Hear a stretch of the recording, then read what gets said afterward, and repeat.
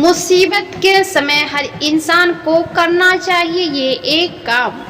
आचार्य चाणक्य धन के महत्व को बताते हुए कहते हैं कि धन से ही व्यक्ति के अनेक कार्य पूरे होते हैं, परंतु परिवार की हदर महिला, स्त्री अथवा पत्नी के जीवन सम्मान का प्रश्न आए तो धन की परवाह नहीं करनी चाहिए।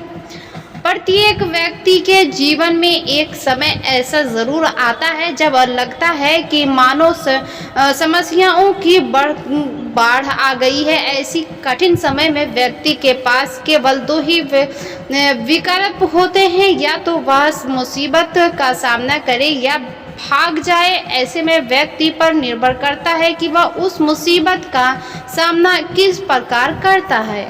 यदि वह चट्टान की तरह टूट रहा समस्या की अपना रास्ता बदल देने का विश्वास कर दे तो जीत उसकी होगी। वही अगर वह रेत की भांति जाए तो मुसीबत उसका पीछा नहीं छोड़ेगा। आगे आचार्य चाणक्य के अनुसार जानेंगे कि मुसीबत आने पर या उससे बचने के लिए व्यक्ति को क्या करना चाहिए।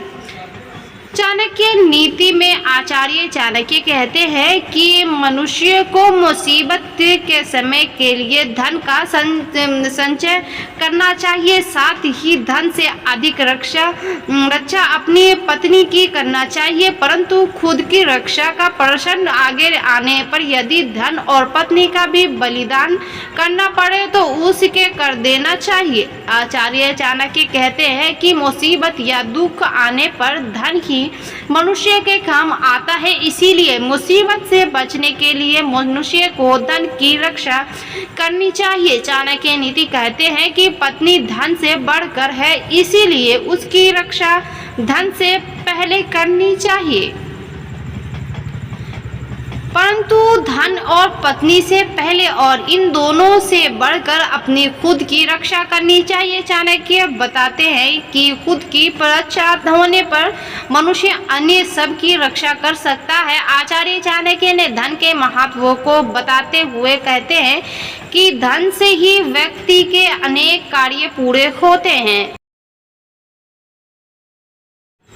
परंतु परिवार की भदर महिला, स्त्री अथवा पत्नी के जीवन सम्मान का प्रश्न आए तो धन की परवाह नहीं करनी चाहिए। चाणक्य के मुताबिक परिवार की मान मर्यादा से ही व्यक्ति की भी मान मर्यादा जीवित रहती है। यदि वही चली गई तो व्यक्ति का धन संचय करना व्यर्थ है। इसके अलावा चाणक्य नीति में आचार्य चाणक्य कहते हैं कि मुसीबत के लिए धन की रक्षा करना चाहिए, लेकिन धनवान को विपत्ति क्या करेगी। ऐसे में चाणक्य बताते हैं कि लक्ष्मी तो चंचल होती है, पता नहीं यह कब नष्ट हो जाए। फिर यदि ऐसा हो तो बुरा समय आने पर सब कुछ नष्ट हो सकता है। लक्ष्मी स्वभाव से ही चंचल होती है, इसका कोई भरोसा नहीं कि ये कब नष्ट हो जाए। इसीलिए धनवान व्यक्ति को नहीं समझना चाहिए कि उस विपत्ति आएगी ही नहीं। मुसीबत के समय के लिए कुछ धन अवश्य बचाकर रखना चाहिए। चाणक्य नीति लव के बारे में क्या कहती है, जानिए।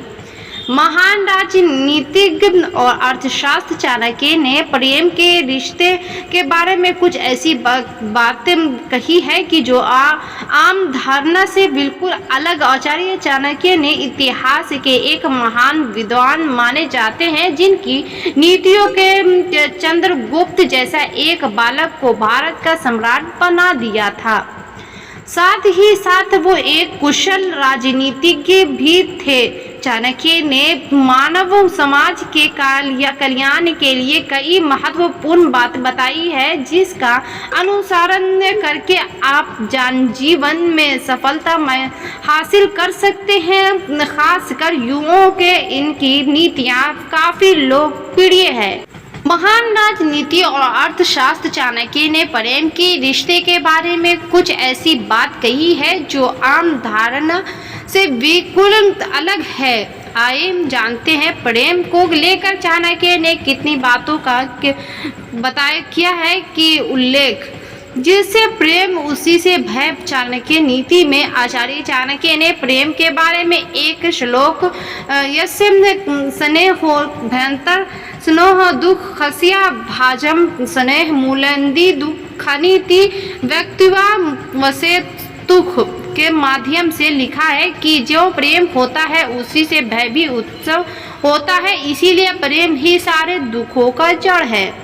वो कहते हैं कि प्रेम के बंधन को तोड़कर सुखी जीवन बिताना चाहिए। जो प्यार करते हैं वही डरते हैं, उन्हें प्यार करने वाले अपने को खोने से का डर होता है।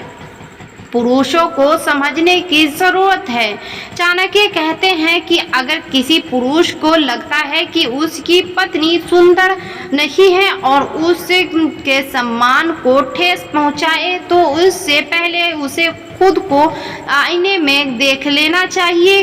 भले ही उसमें पुरुष को अपनी शारीरिक दुर्घटना, लेकिन उसके अंदर का ज़मीर उसे अपनी छोटी सोच का एहसास दिलाएगा। सुंदरता चेहरे पर नहीं बल्कि दिल में होती है। इस बात को हर पुरुष को समझना चाहिए। कमियां सभी में होती है। इस संसार में कोई भी व्यक्ति पूरी तरह पूर्ण नहीं होता। अपने भीतर का ज्ञान है जरूरी आकर्षण से भरे इस समाज में अगर एक पुरुष को अपनी पत्नी में सुंदरता दिखाई न दे तो कम से कम उसके स्वभाव की सुंदरता को नहीं भुलाना चाहिए। उन्होंने सलाह दी कि उस समय को याद करें जब समाज के खिलाफ खड़ी काफी पत्नी केवल आपका साथ देती रहती है। चाणक्य के अनुसार किसी दूसरे को बुरा भला कहने से पहले इंसान को अपने अंदर भी झांक लेना चाहिए। आपके हुए अपमान का इस तरीके से दे सकते हैं जवाब। चाणक्य के अनुसार बदबू सिर्फ सड़े हुए फूलों से आती है, क्योंकि खिले हुए फूलों तो हमेशा खुशबू फैलाती हैं। इसी तरह जो व्यक्ति दूसरों का अपमान करता है, ऐसे व्यक्ति की सोच बहुत ही छोटी होती है। अपमानित होना किसे अच्छा लगता है, लेकिन जीवन में कई बार ऐसी स्थिति उत्पन्न हो जाती है जब हमें दूसरों द्वारा अपमान सहना पड़ता है। कई बार खुद के द्वारा की गई गलतियों पर तो कभी बेवजह अपमानित होना पड़ता है, लेकिन खुद की गलतियों के लिए किए गए अपमान को तो व्यक्ति सह भी जाता है। पर यदि कोई बिना किसी गलती के कारण आपको सबके सामने अपमानित करे तो सहना कुछ मुश्किल हो जाता है। ऐसे में बहुत से लोग तुरंत उस व्यक्ति की भाषा में उसे जवाब देने लगते हैं, तो कुछ लोग चुप कर सब कुछ बर्दाश्त करते हैं और बहुत से लोग ऐसे होते हैं जिन्हें समझना नहीं आता कि इस परिस्थिति में क्या किया जाए। तो क्या है अपमान के जवाब का सही तरीका, जानिए चाणक्य नीति। चाणक्य नीति के अनुसार जब कोई आपका अपमान करे तो उसे उसकी भाषा में जवाब दे, क्योंकि उसका काम है आपको उकसाना।